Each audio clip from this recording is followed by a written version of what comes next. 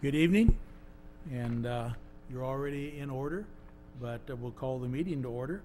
This is the regular meeting of the Helotes City Council. It is July 24th, 2014, and we're underway at 7 p.m. Before we get started on the agenda, I'd like to ask anyone who has a cell phone or other electronic communication device, please turn it to off, silent, or vibrate.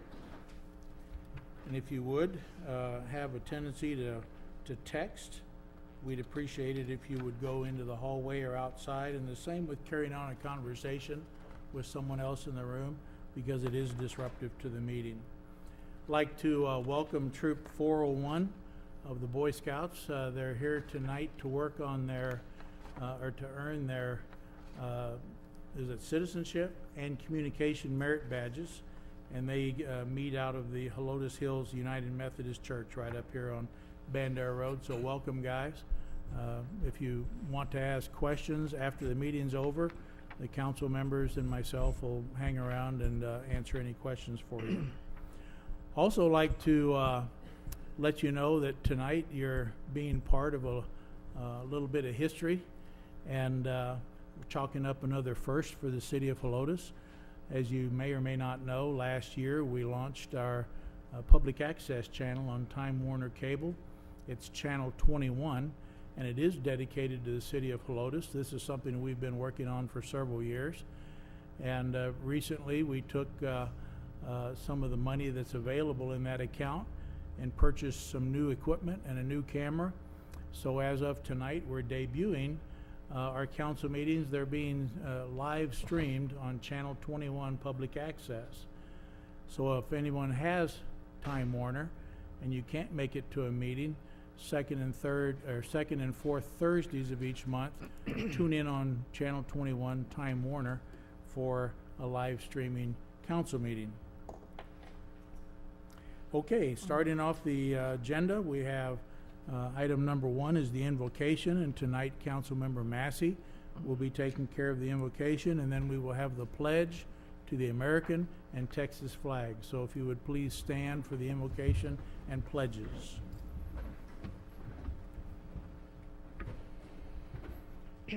Dear Lord, thank you for another day to enjoy all the blessings you've bestowed upon us and this city. We especially thank you for our city staff, elected officials, and volunteers who continue to work hard for our citizens to make Helotes a great place to live. We ask for wisdom and discernment for this council as we deliberate during tonight's meeting. Help us to make the right decisions for our community with courtesy and consideration. Amen. Amen. I pledge allegiance to the flag of the United States of America and to the republic for which it stands, one nation, under God, indivisible, with liberty and justice for all. Honor the Texas flag. I pledge allegiance to thee, Texas, one state, under God, one and indivisible.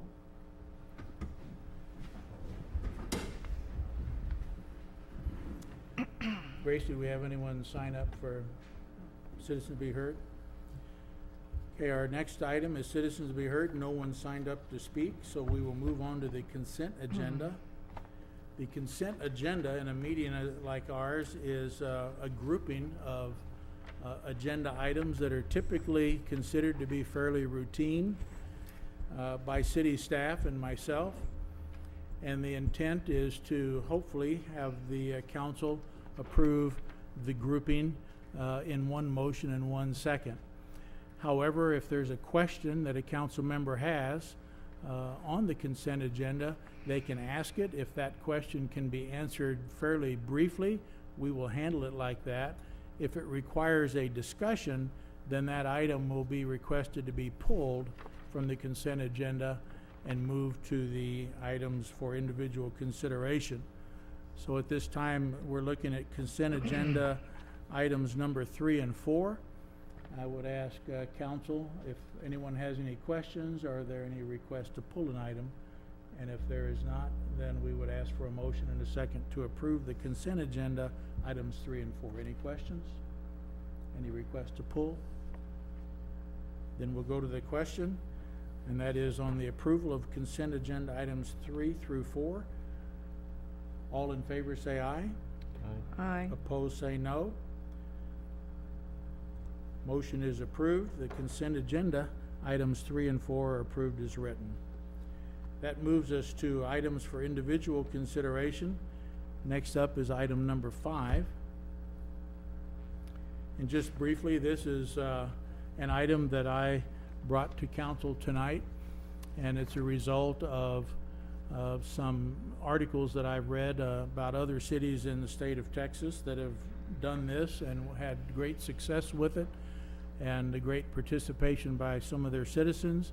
And so I felt like it was worthwhile to bring it to the council for their consideration, in the hopes that they will approve this item and enable us to establish Helotes Citizens University.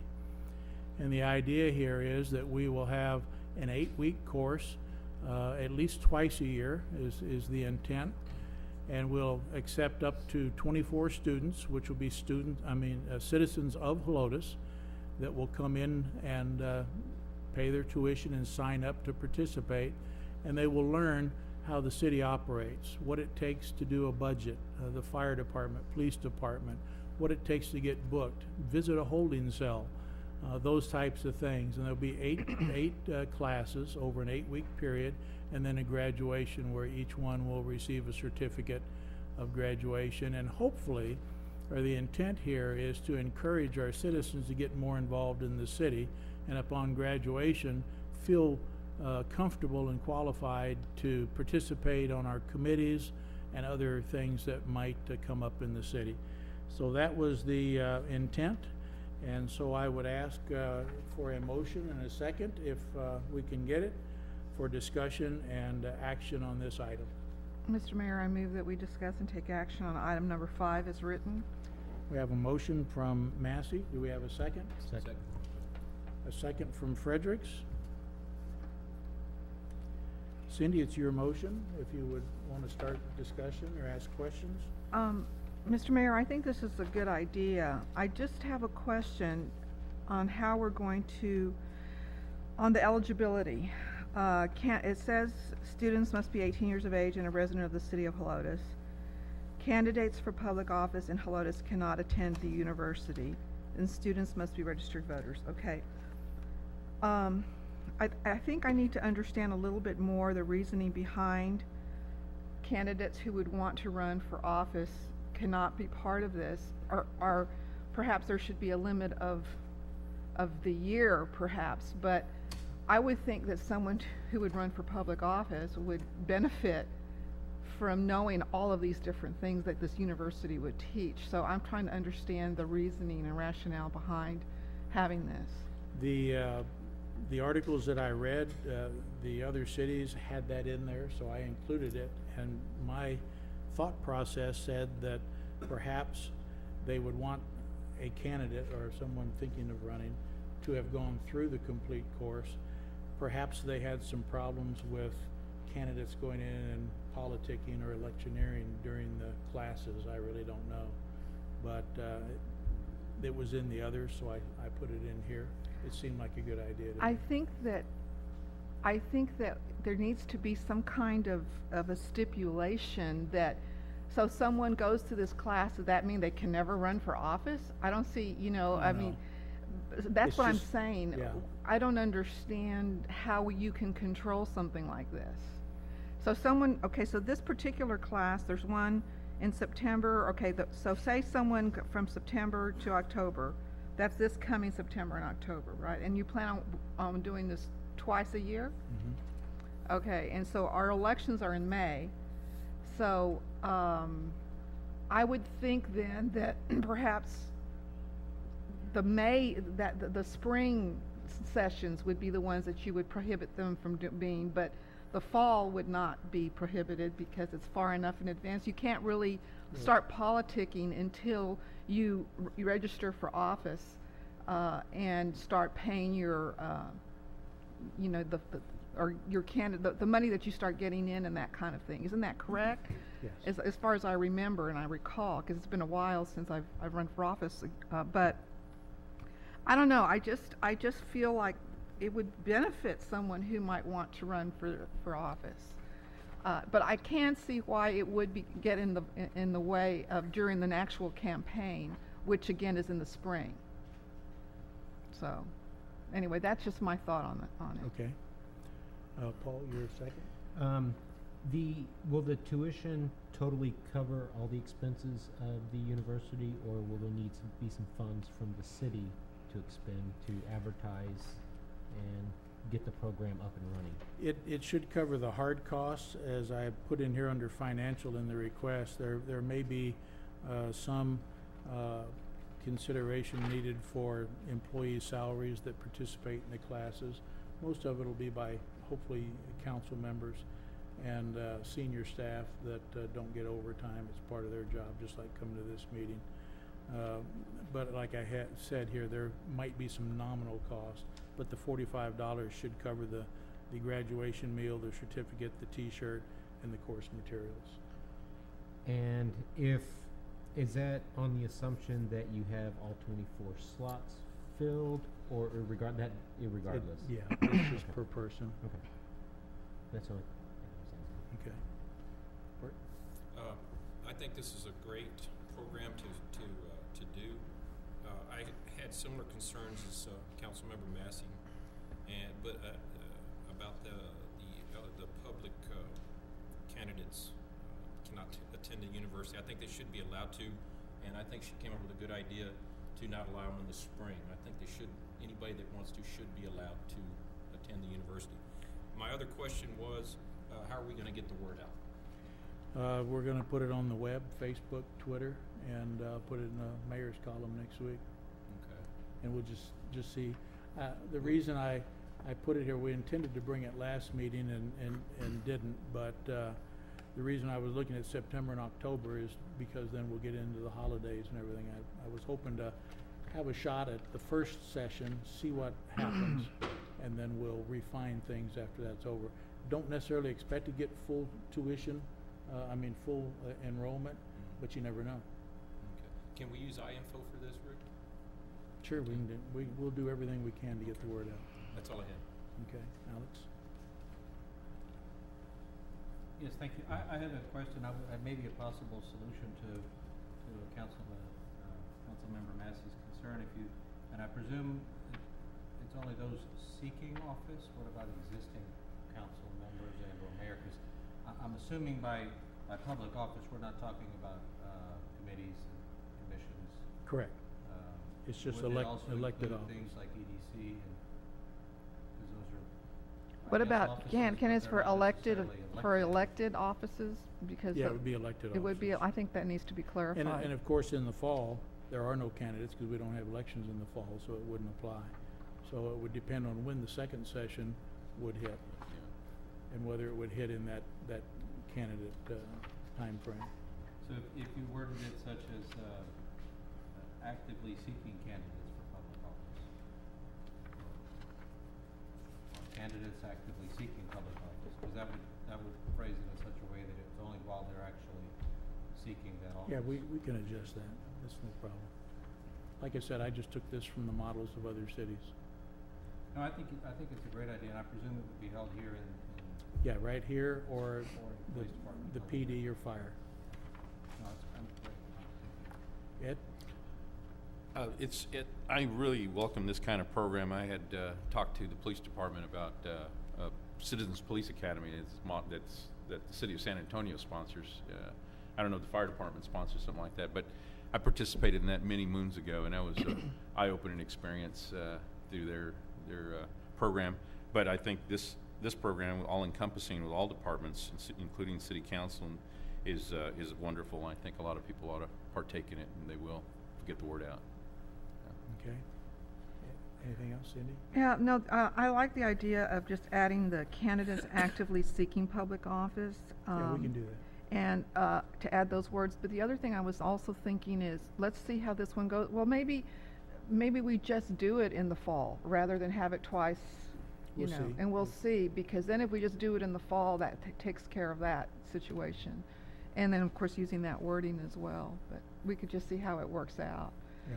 I just think I think it's a great idea because a lot of times, citizens, they wonder what's going on, and they wonder how they can help, and this will just give them a little, background on what it is, and then they may actually be repelled by the whole thing and say, I never want to do this.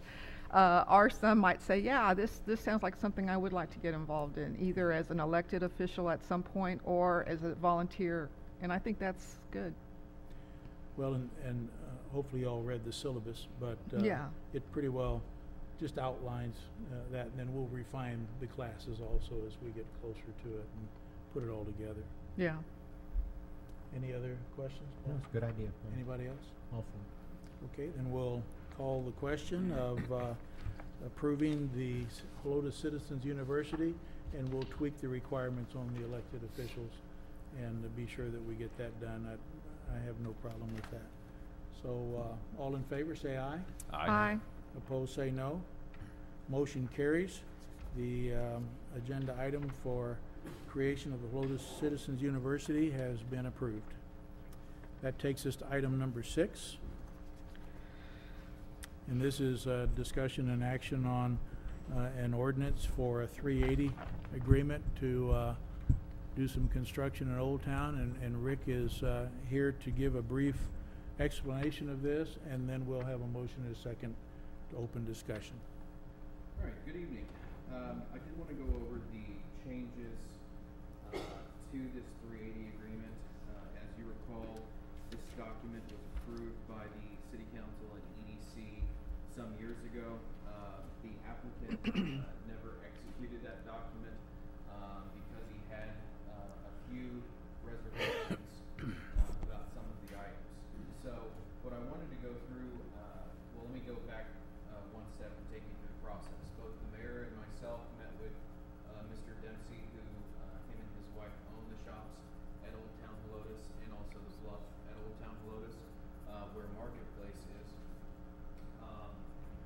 And sat down, we agreed to these changes, that we would present those to City Council, and then had this vetted by the City Attorney. The City Attorney has reviewed the amendments and has approved the amendments as presented to you. The last document in your packet that's actually redlined, underlined, and struck through shows the amendments to the document. So let me just go through this document and tell you exactly what it does. And I am summarizing collectively all of the amendments. First off, it obviously repeals Ordinance 475, which was the ordinance that was adopted by this council approving the original 380 agreement. It changes the references to Kenneth and Mary Sue Dempsey from themselves personally to the actual corporations and the limited liability corporations that own both the Bluff at Old Town Helotes and the shops at Old Town Helotes. It removes the restroom facilities at the Bluffs at Old Town Helotes because that is now a moot point, given I believe it was last month's City Council meeting where you approved the lease agreement for new public restrooms. So it strikes through those public restrooms, but it does leave the public restrooms in at the shops at Old Town Helotes to the north. It does update certain numbers in here from the prior agreement, namely the tax rate and also the base tax year. The base tax year was 2011. It is now 2014 to update the current tax period.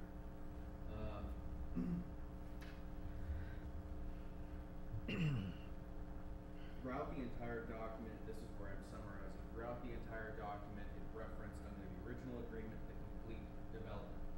The developer did not like the phrase complete development because he was afraid in the future, 15 years in the future, that if he did 15 buildings instead of the proposed 21, that future councils could come against him and say you did not substantially complete the project and therefore you owe us all the grant reimbursements, sales and property tax reimbursements back. So what we did was to modify complete development to the term substantial development, which is a term that is frequently used in these types of documents to show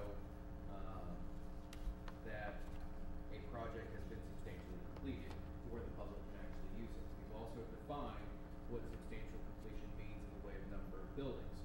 He was, as you know, Mr. Dempsey has always said that it is his plan for these two projects to build buildings as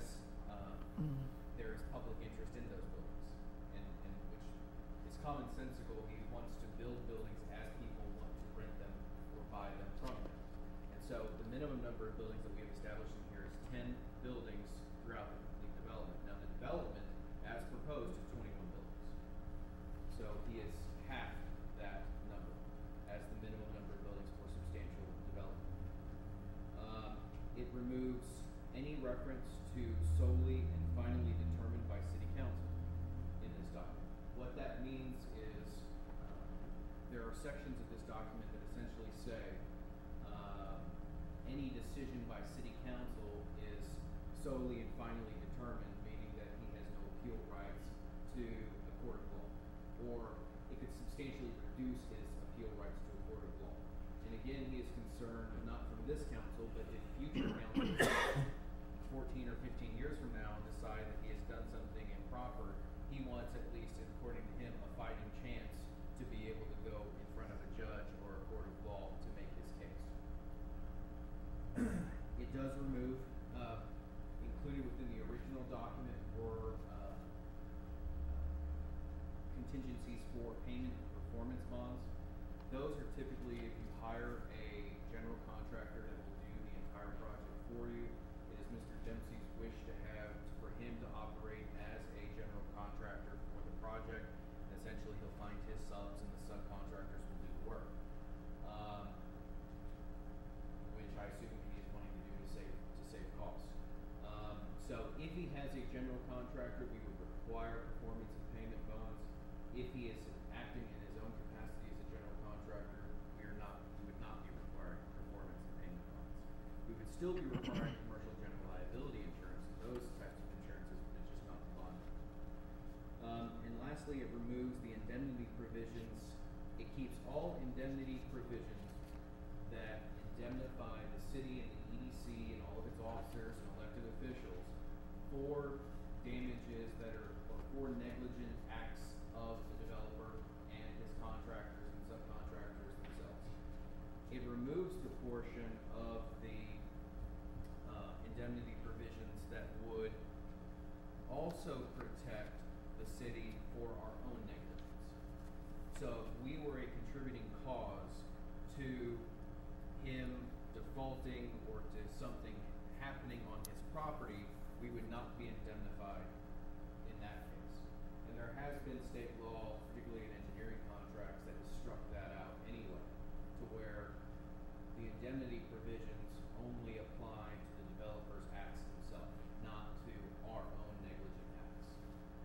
Which we were you can certainly understand why somebody would have a problem not only indemnifying themselves, but also indemnifying staff here, and so we were okay with removing those provisions. And that sums up the provisions in this document, or the revisions in the document. Now, this will, if it is approved tonight, it will go to the EDC for approval, since a portion of their sales tax is included here as well. And that will be in August sometime, that will go to the EDC. Okay, and just to give you an idea of time frame, when I talked to Mr. Dempsey last week, his schedule was to start the public restrooms around the traffic circle on the 28th next week. And then as soon as that foundation's done, he'll move to the other end and have that contractor begin the first few buildings. So that being said, and with the discussion or the presentation, we'll ask for a motion and a second to open discussion and action. And Rick, just stand by there in case they have any questions. We have a motion? Mr. Mayor, I make a motion that we discuss and take action on agenda item number 6. I'll second. You did? We have a motion from Buys, a second from Blue. And Bert, it's your motion, you're first. Well, Rick, you answered most of my questions. I was wondering if it was gonna go to the EDC for their part of it, and you answered that. The only thing, and it's probably pretty much cut and dry, but let's say he starts one of these businesses 10 years from now. He only gets the 380 for 5 more years, is that correct? That's correct. Okay, that's all right. Alex? Yes, thank you, Mr. Mayor. I do have a few questions. And thank you for the explanation of that, because it did answer a number of my questions. And so, given the fact that these are 2 different parcels of land, the 10 buildings could be on either parcel, is that correct? The 10, that is is correct. There is one building that is proposed as the project for the bluffs, and that's one proposed project, a 3,000 square foot building. So you can have one on that building, which would constitute the 10, 9 on the other bluffs. Okay, so it's 10 additional buildings, not counting the restroom or anything that's currently standing. That is correct. Okay. And then, what about the sidewalks? Are they part of substantial, or is that not? Because there's quite an elaborate array of sidewalks. That would not be considered part of the substantial completion component of the buildings themselves. Now, just to further answer that question, if he does not build the sidewalks, he generates no money back to him in sales and property tax refunds. And you mentioned one other thing about the provision in there in multiple places talking about the developer acting as his own general contractor. With the removal of the name of Ken Dempsey from the contract, I presume that Ken Dempsey can still be the general contractor, or does it now have to fall within the provision of being the LLC or This, because if he's not a party to this contract, then he acts as general contractor, doesn't he then act as an independent party, even though he may own the LLC? no, he's signing off on this agreement as the owner of both of those corporations. So So he in and of Yeah. itself is the general. I just want to make sure that we didn't do something and then all of a sudden it didn't comply with what the No. intent was. He himself, well, actually, he will be under the umbrella of those two corporations operating as a developer. So if, and the general contractor. So if anybody else comes up a year from now and is the general contractor, those bond provisions will apply. And I was trying to remember where in the document it talked about the time frame of the return taxes to him. What was the length of term that he? 15 years. 15 years from the 2014 date, or from when the 10 buildings and substantially complete? From the date of starts? execution. Execution, yeah. Okay. Those are my questions, thank you. Ed? Just so I'm clear. So Mr. Dempsey is basically indemnifying himself. He's stepping out. I understand the two corporations are going to be doing the construction and so forth, but he's not going to be, in other words, like a loan. He's not going to personally guarantee it. We're going to allow him to be indemnified or left out of the contract process or the grant process, right? Mhm. Why is that? I just out of curiosity. Rick?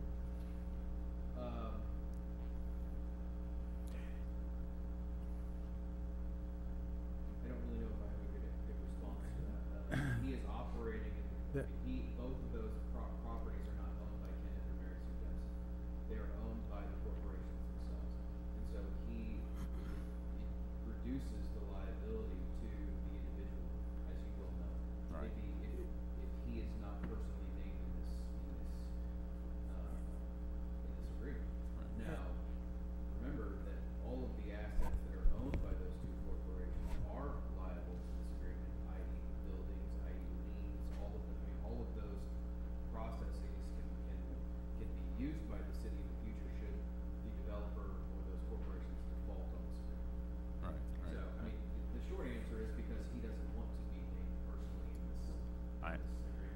I understand, but As I understood your question, and the way I understand this, really, I don't know to what extent he's financing and what's coming out of his own personal funds.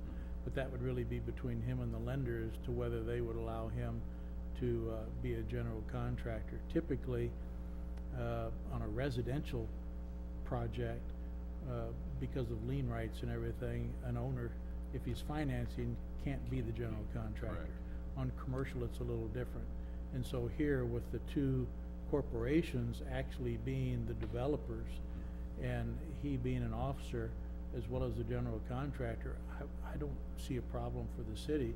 It would be between him and his lenders. Does that make sense? that makes sense. Yeah, that makes sense. Okay, thanks. That it? Cindy?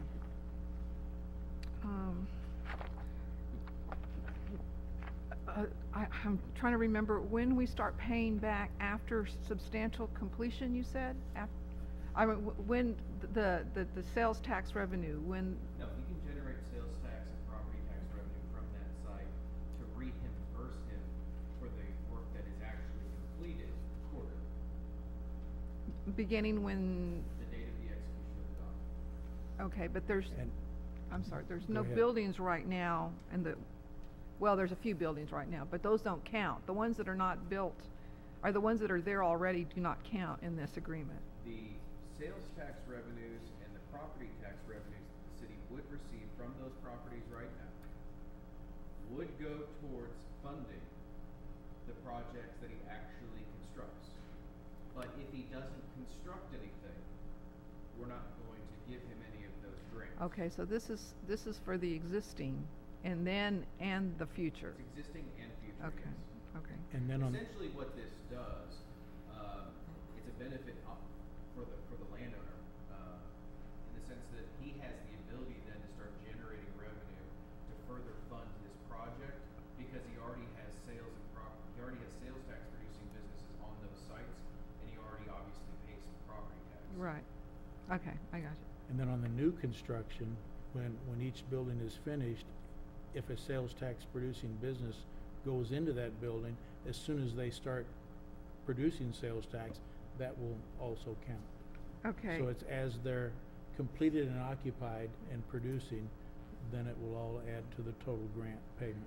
So then, If I may, just one more thing. His upfront costs, assuming he builds 7 to 10 buildings, within the year, his upfront costs are gonna be significantly more than the sales tax and property tax that we will be refunding back.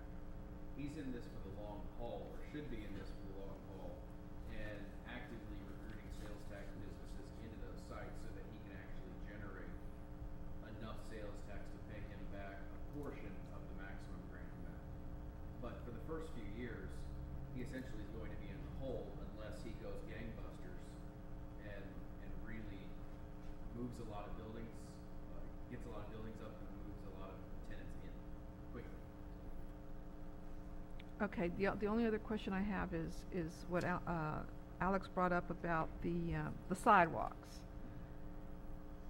And you said he would not get any, that, you said it wasn't part of the substantial, but you said, well, if he doesn't build the sidewalks, then he doesn't get his sales tax revenue. That's correct. So when are you can't start putting sidewalks until you have multiple buildings. I mean, where are the sidewalks gonna go to? You have one building, where's the sidewalk gonna go Well, to? what we're referring to in the document on the sidewalks, we're not talking about the shops at Old Town, the North End. Oh, okay. We're talking about 6-foot dedicated sidewalks on the bluffs that service every building down there, because as you know, during Marketplace, it's very difficult to get particularly handicapped people to those buildings because of the crushed rock that he has throughout the site. And so he wants to connect every one of those buildings with a concrete dedicated sidewalk, in front of Okay, well, that answers the question, then, thank you. Okay. And as far as reimbursements, there's a pretty intense process for him to get reimbursed. Yeah. They have to show their sales tax reports and everything. Right. As part of that process. Okay. And Alex, on that time frame, it's page 5, under definitions, expiration date is the 15 years. Is that all you had, Cindy? Yeah, that's it. Paul? My questions are answered. Thank you, sir. Anyone else have any further questions? Nope.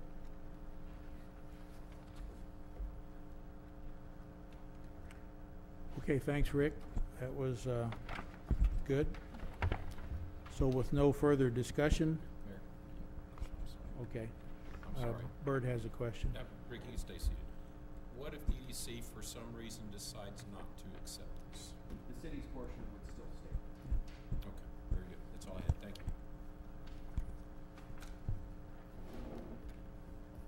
you. Okay, no further discussion or questions. We'll go to the vote. All in favor, say aye. Aye. Aye. Opposed, say no. Motion carries. The 380 agreement, the ordinance for the 380 agreement on these 2 parcels of property is approved. And it's been brought to my attention that on the consent agenda, I feel like I really gave a good explanation of what the consent agenda was. However, I neglected before action to get a motion and a second. And so we're going to go back to the consent agenda and just do a little housekeeping here. And so I will ask, even though we approved it, let's go ahead and do it again to make it official, for a motion and a second to approve consent agenda items 3 through 4. Mr. Mayor, I move that we pass consent agenda item 3, which is approval of the minutes of the last meeting, and consent agenda item 4, which is the approval of the City of Helotes revenue and expense report from July 17th. Okay, we have a motion from Massey. Do we have a second? Second. Second from Villanueva. First time that's ever happened, but hey, there's got to be a first time for everything. And I appreciate Councilmember Villanueva for bringing it to my attention. Okay, that finishes up our agenda for the evening. If there are no objections, we will go ahead and adjourn this meeting. Any objections? Seeing none, we are adjourned at 7:36.